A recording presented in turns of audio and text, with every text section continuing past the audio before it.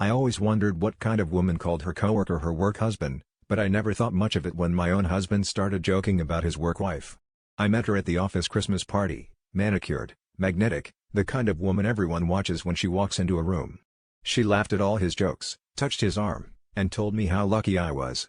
I thought it was harmless, office banter, nothing more. I even felt a weird sense of pride that he was the guy everyone wanted. Things started to unravel the night he came home late, reeking of her perfume. He spun some story about a big deadline, but his eyes darted everywhere but mine. I felt the sting of betrayal, but I swallowed it, desperate to believe him.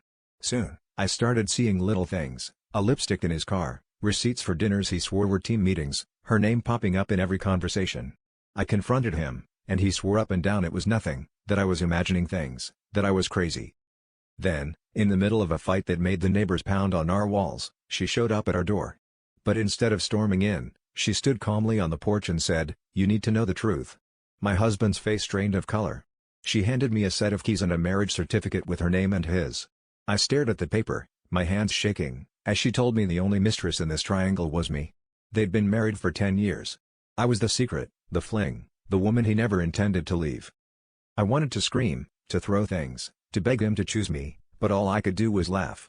The whole time I thought I was fighting to save my marriage, I was really fighting for a role I never even auditioned for.